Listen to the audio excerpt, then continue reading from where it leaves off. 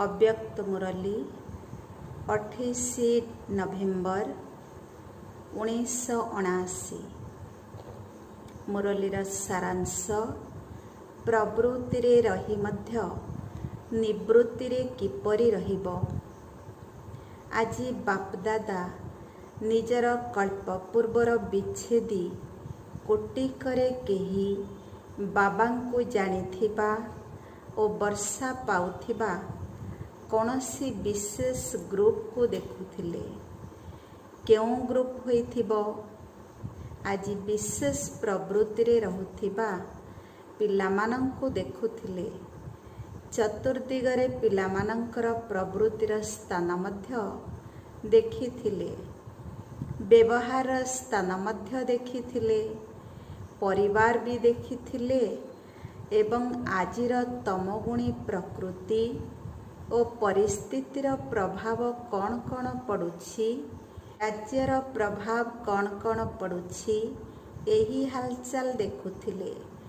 देखु देखु केतेक पिलांकर कमाल मध्य देखिथिले जे किपरि प्रवृत्ति रे मध्य निवृत्ति रहुछंती।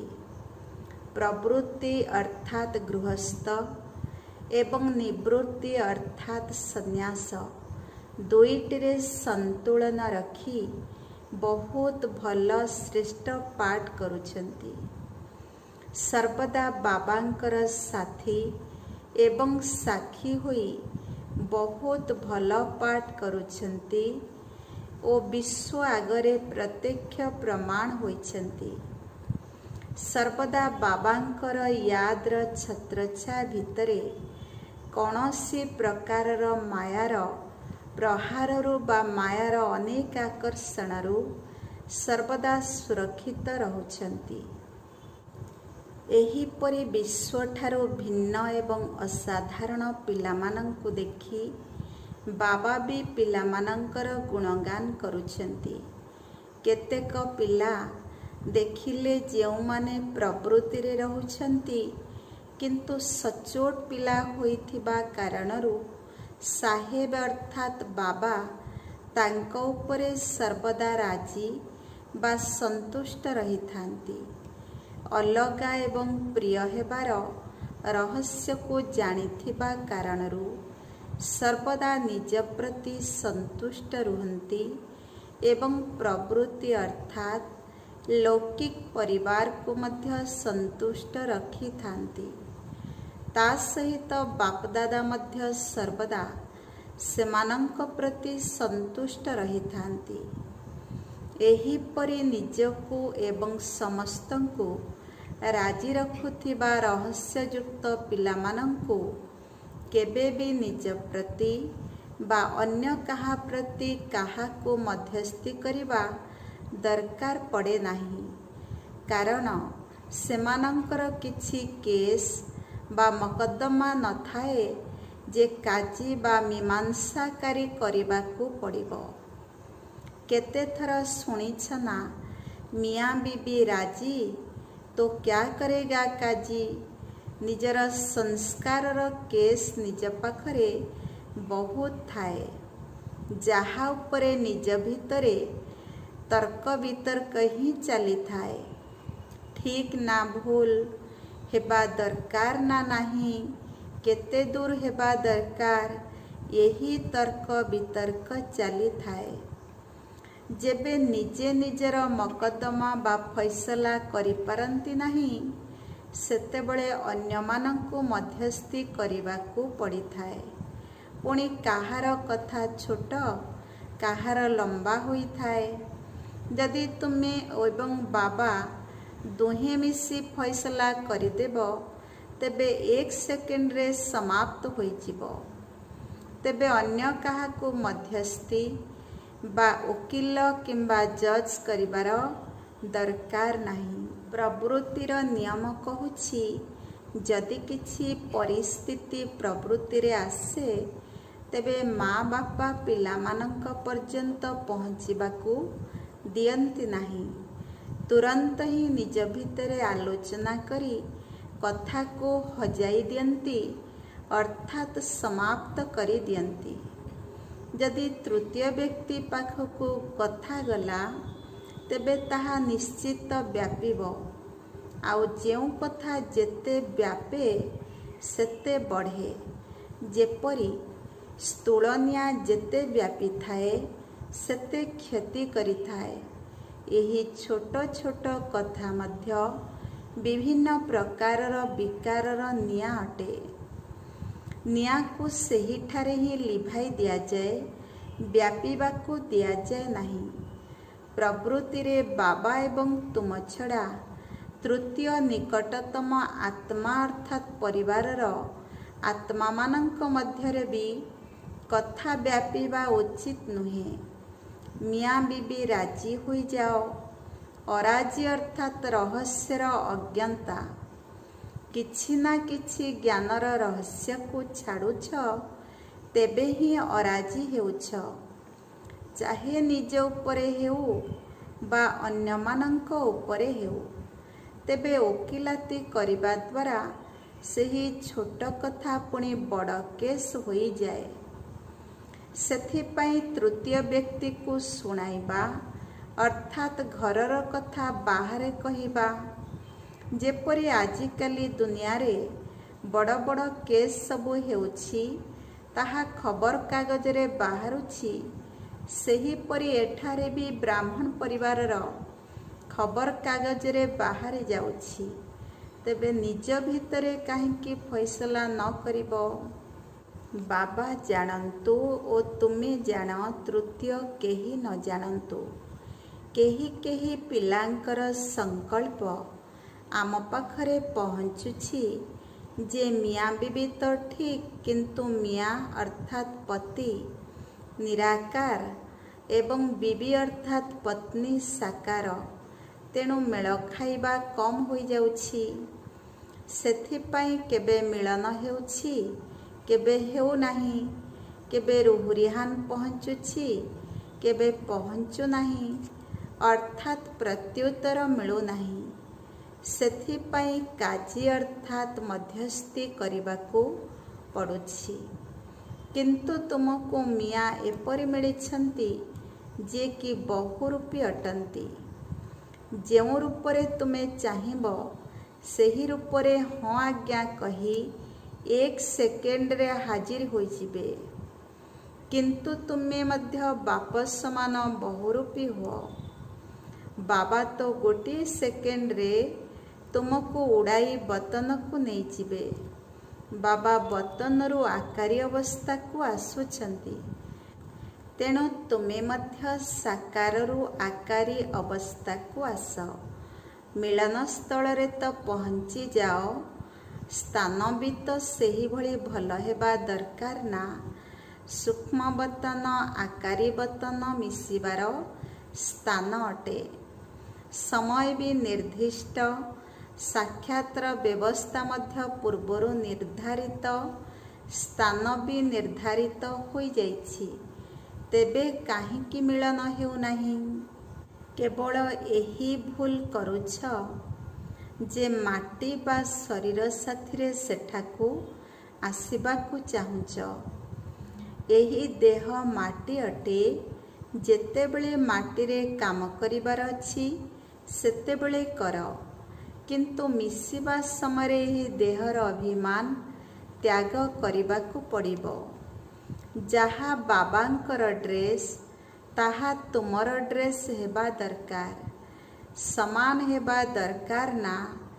ଯେପରି ବାବା ନିରାକାରରୁ ଆକାରୀ ବସ୍ତ୍ର ଧାରଣ କରୁଛନ୍ତି, ଆକାରୀ ଏବଂ ନିରାକାରୀ ବାପଦାଦା ହୋଇଯାଉଛନ୍ତି। ତୁମେ ବି ଆକାରୀ ଫରିସ୍ତା ଡ୍ରେସ୍ ପିନ୍ଧିକରି ଆସ। ଚମକୁଥିବା ଫରିସ୍ତା ଡ୍ରେସ୍ ପିନ୍ଧିକରି ଆସ, ତେବେ ମିଳନ ହେବ। ଡ୍ରେସ୍ ପିନ୍ଧିବା ଆସୁନାହିଁ କି? ଡ୍ରେସ୍ ପିନ୍ଧ ଏବଂ ପହଞ୍ଚିଯାଅ।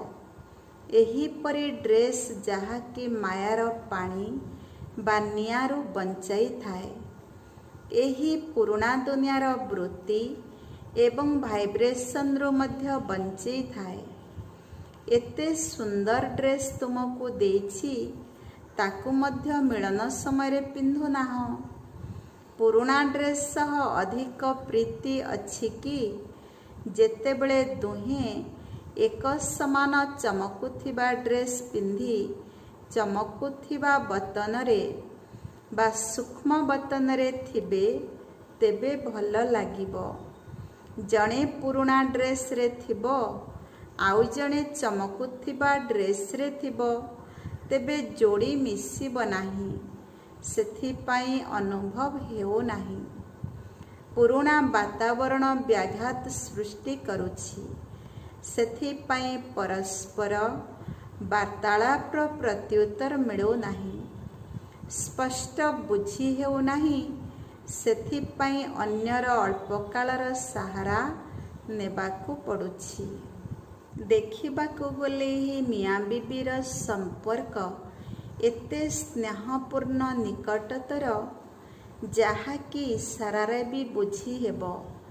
इंगित मात्ररे सूक्ष्म संकल्परे ही बुझी हेब। एहा एपरी प्रीतिर संपर्क अटे। तेबे मझिरे तृतीय को काहेकि आणुछ? तृतीय को आनिबा अर्थात निजर शक्ति एवं समय नष्ट करिबा।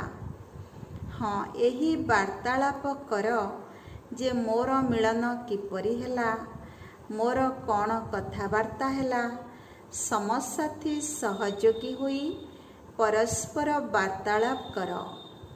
काजी अर्थात मध्यस्थी करी वार्तालाप कर नहीं, केस को नहीं वार्तालाप कर नहीं।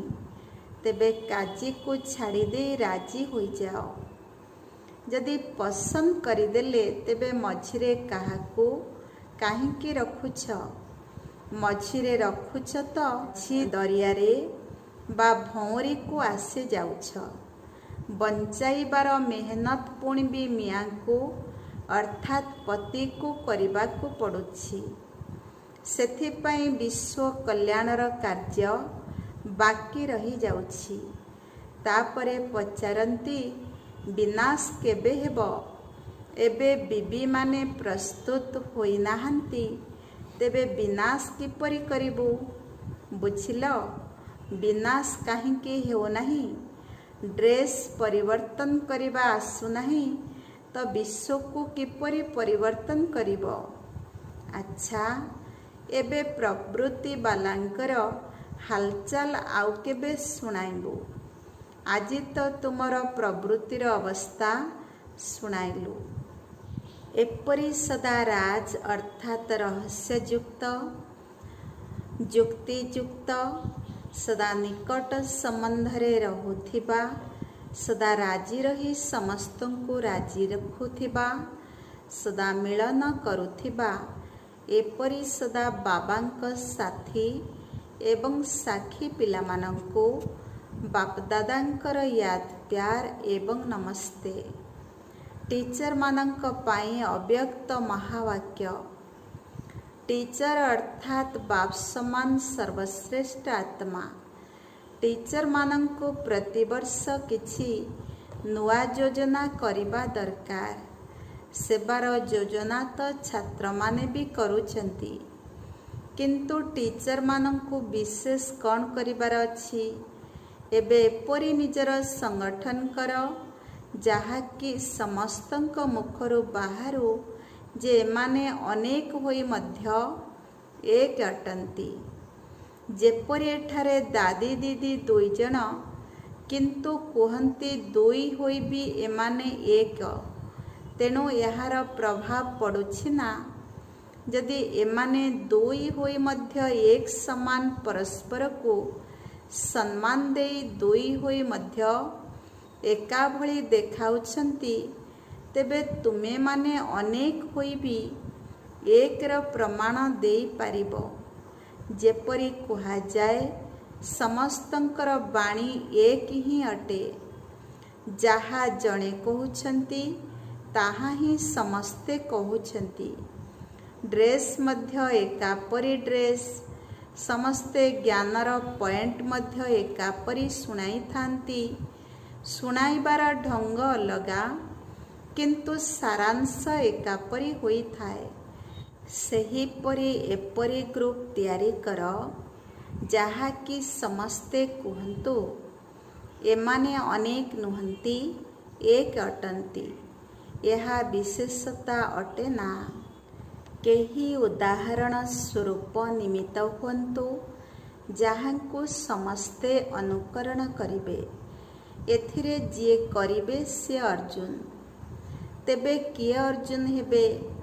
ଯିଏ ଅର୍ଜୁନ ହେବେ ତାଙ୍କୁ ଫାଷ୍ଟ ପ୍ରାଇଜ୍ ମିଳିବ। କେବଳ ଗୋଟିଏ କଥାର ଧ୍ୟାନ ଦେବାକୁ ପଡ଼ିବ। କେଉଁ କଥା? କ'ଣ କରିବାକୁ ପଡ଼ିବ? କେବଳ ପରସ୍ପରକୁ ସହଯୋଗ ଦେଇ ବିଶେଷତାକୁ ଦେଖିବା, ଦୁର୍ବଳତାକୁ ନା ଦେଖିବା ନା ଶୁଣିବା, ଏହି ଅଭ୍ୟାସକୁ ପକ୍କା କରିବାକୁ ପଡ଼ିବ। ଦୁର୍ବଳତା ଗୁଡ଼ିକୁ ଦେଖୁଥିଲେ ମଧ୍ୟ ନିଜ ଭିତରେ ସମାହିତ କରି ସହଯୋଗ ଦେଇ ଚାଲ। ତିରସ୍କାର କର ନାହିଁ, କିନ୍ତୁ ଦୟା ଭାବନା ରଖ। ଯେପରି ଦୁଃଖୀ ଆତ୍ମାମାନଙ୍କ ଉପରେ ଦୟାବାନ ହେଉଛ, ସେହିପରି ଦୁର୍ବଳମାନଙ୍କ ପାଇଁ ଦୟାଳୁ ହୁଅ। ଯଦି ଏପରି ଦୟାଳୁ ହୋଇଯିବ, ତେବେ କ'ଣ ହେବ? ଅନେକ ହୋଇ ମଧ୍ୟ ଏକ ହୋଇଯିବ।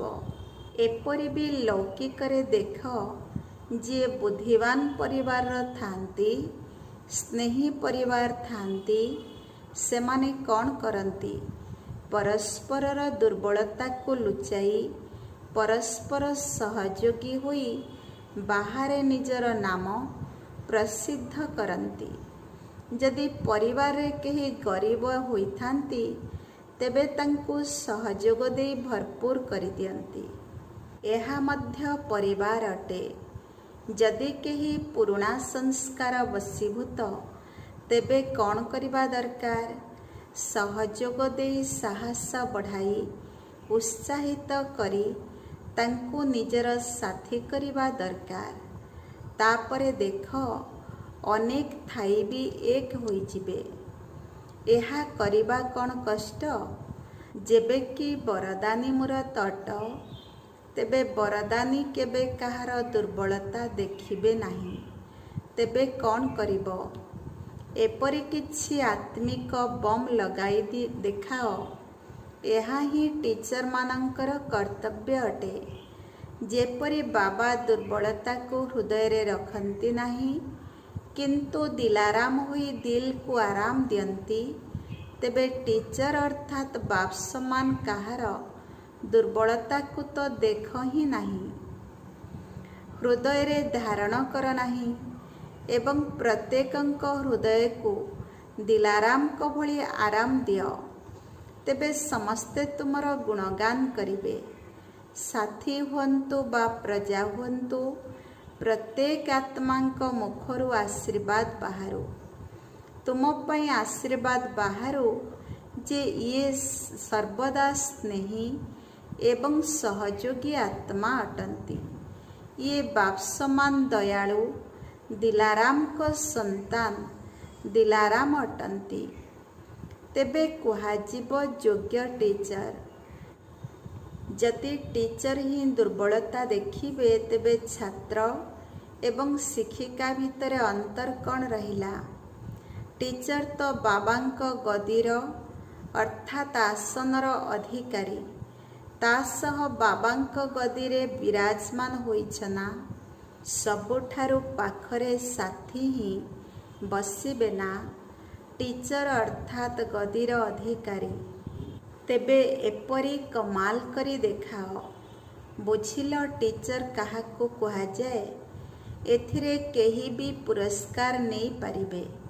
ଶିକ୍ଷିକାଙ୍କ ମୁଖରୁ କେବେ ହେଲେ କାହାର ଦୁର୍ବଳତା ବର୍ଣ୍ଣନା ହେବା ଉଚିତ ନୁହେଁ। ବିଶେଷତାର ହିଁ ବର୍ଣ୍ଣନା ହେଉ। ଟିଚରର ଅର୍ଥ ହିଁ ହେଉଛି ବାପ ସମାନ ସାହସହୀନଙ୍କ ସାହାରା ହେଲାବାଲା। ବୁଝିଲ ଟିଚର କାହାକୁ କୁହାଯାଏ? ସେବାର ବିସ୍ତାର ତ ଭଲ କରୁଛ। ଏବେ ସଂଗଠନର ସାର ଅର୍ଥାତ୍ କେନ୍ଦ୍ରବିନ୍ଦୁ ହୁଅ। ପାର୍ଟିମାନଙ୍କ ସହିତ ବାପଦାଦା ପିଲାମାନଙ୍କର କେଉଁ ସ୍ୱରୂପ ସର୍ବଦା ଦେଖୁଛନ୍ତି? ବାବା ପିଲାମାନଙ୍କର ସଦା ସମ୍ପନ୍ନ ସମ୍ପୂର୍ଣ୍ଣ ସ୍ୱରୂପ ହିଁ ଦେଖୁଛନ୍ତି। କାହିଁକି ନା ବାବା ଜାଣିଛନ୍ତି ଆଜି ଯଦିଓ ଟିକେ ହଲଚଲରେ ଅଛନ୍ତି, କିନ୍ତୁ ନିଶ୍ଚିତ ଅଚଳ ହେବେ, ଥିଲେ ଏବଂ ସେହି ପାଠ କରି ସମ୍ପନ୍ନ ହେବାର ହିଁ ଅଛି। ଏହି ମଝି ଅବସ୍ଥାରେ ହଲଚଲ ନା ଥିଲା ନା ରହିବ। ଏହା ମଧ୍ୟକାଳର କଥା।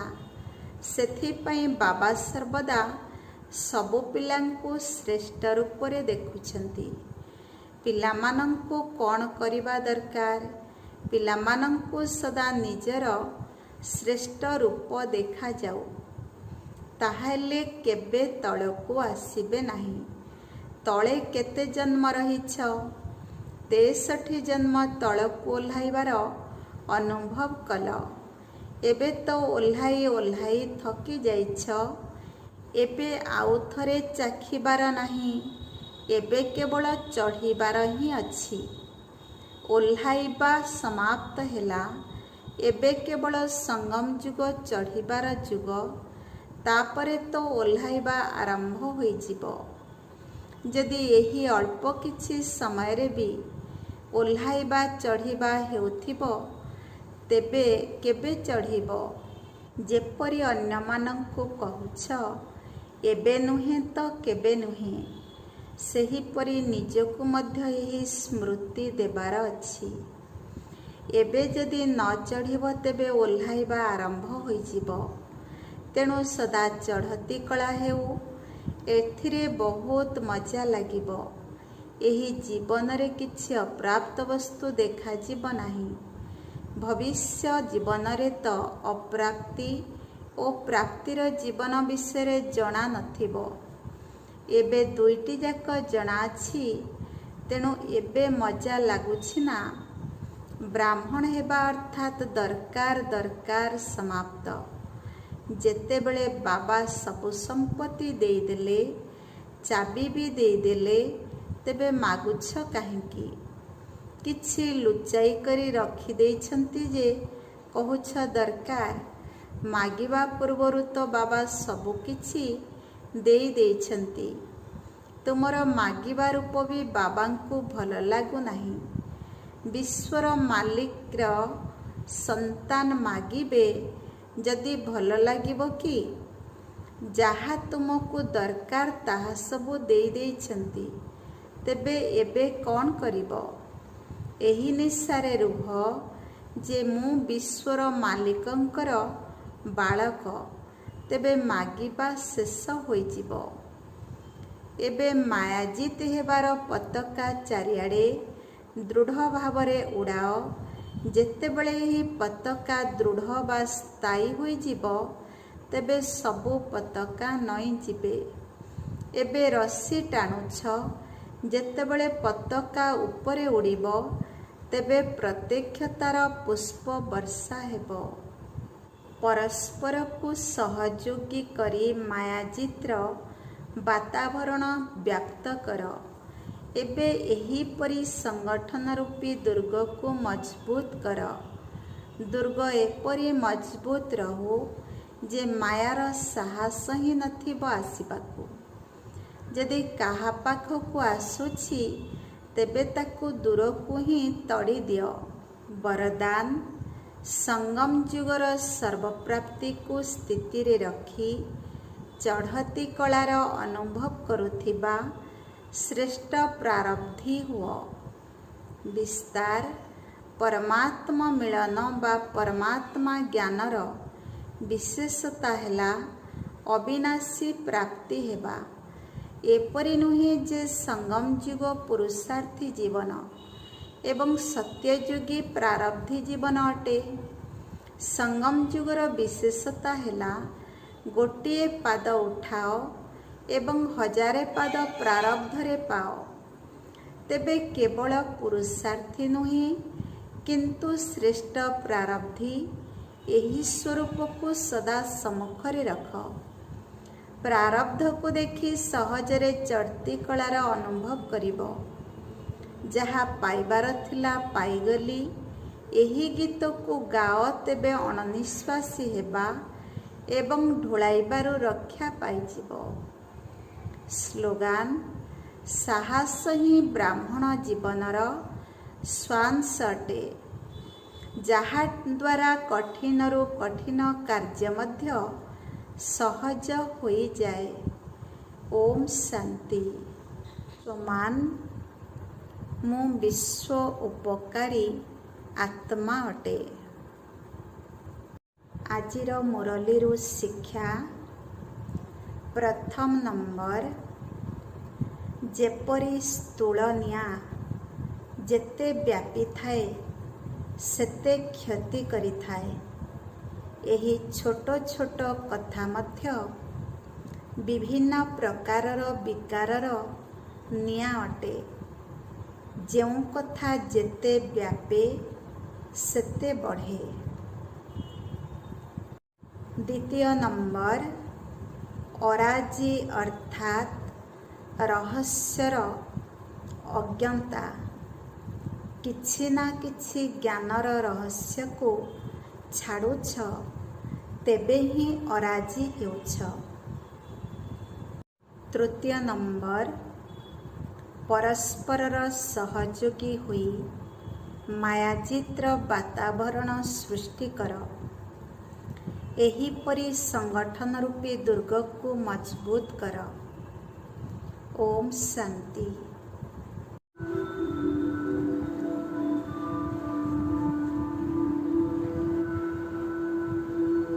ଓମ୍ ଶାନ୍ତି।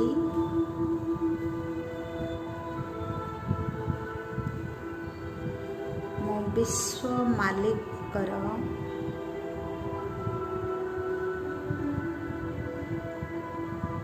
ଶ୍ରେଷ୍ଠ ସନ୍ତାନ ଅଟେ।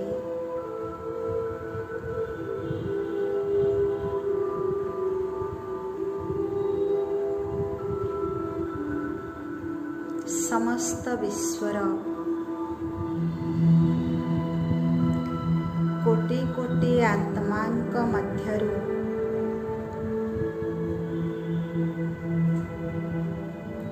ସ୍ୱୟଂ ପରମାତ୍ମା ପିତା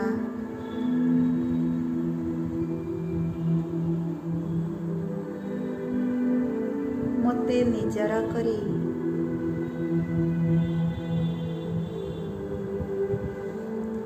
ସମସ୍ତ ଅବିନାଶୀ ସମ୍ପତ୍ତି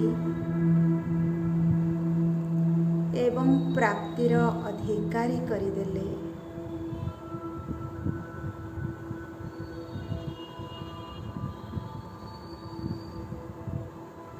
ମିଠା ବାବା,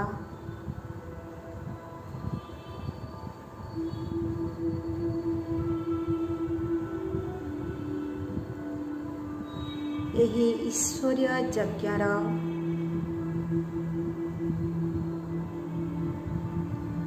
ବା ସଂଗଠନ ରୂପୀ ଦୁର୍ଗର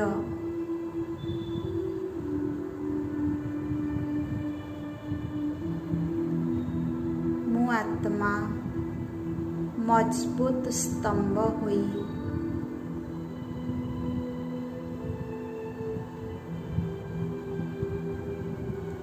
ଏହି ସଂଗଠନ ରୂପୀ ଦୁର୍ଗକୁ ସମ୍ପୂର୍ଣ୍ଣ ସୁରକ୍ଷା ପ୍ରଦାନ କରିବି।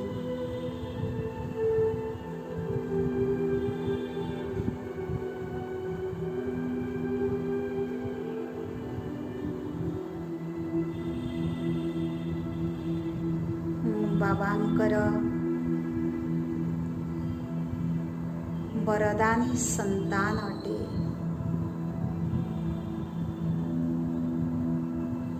ଏହି ଶ୍ରେଷ୍ଠ କଲ୍ୟାଣକାରୀ ସଙ୍ଗମ ଯୁଗରେ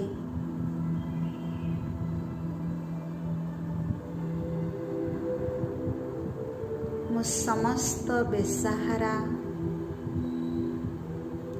ବା ସାହାରାହୀନ ଆତ୍ମାମାନଙ୍କୁ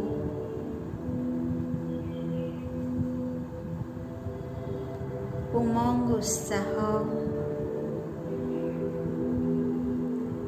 ଏବଂ ସାହସ ସହଯୋଗର ହାତ ବଢ଼ାଇ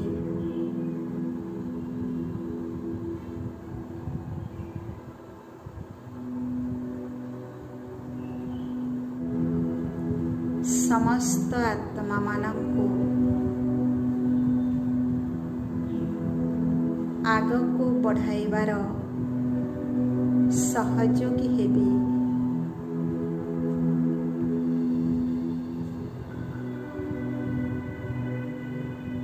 ମୁଁ ଆତ୍ମା ଏହି ଈଶ୍ୱରୀୟ ପରିବାର ଅର୍ଥାତ୍ ସଂଗଠନର କେନ୍ଦ୍ରବିନ୍ଦୁ ହୋଇ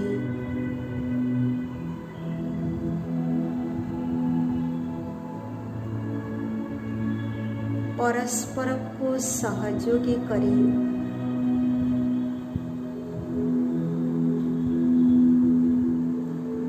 ସଂଗଠନକୁ ମାୟାଜିତ ଏବଂ ନିର୍ବିଘ୍ନ କରିବାର ସେବା କରିବି।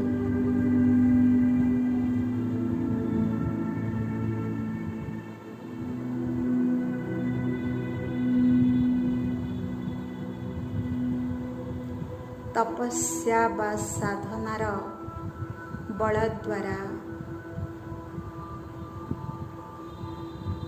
ସଂଗଠନର ବାତାବରଣକୁ ଶ୍ରେଷ୍ଠ କରିବି।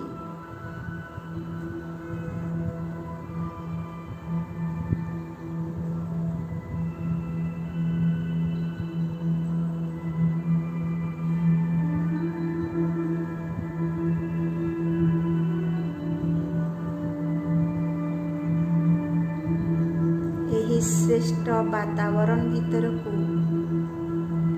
କୌଣସି ବି ଦୁଃଖୀ ଅଶାନ୍ତ ଆତ୍ମା ପ୍ରବେଶ ମାତ୍ରକେ ସୁଖ ଶାନ୍ତି ରୂପକ ଶୀତଳ କିରଣର ଅନୁଭବ କରିବେ।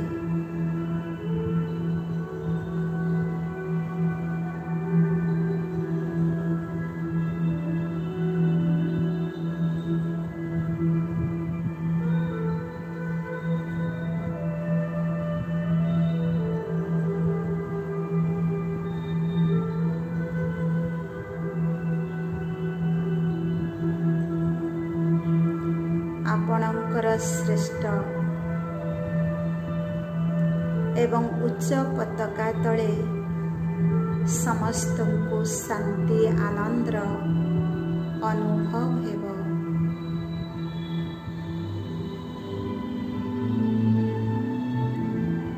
ଓମ୍ ଶାନ୍ତି।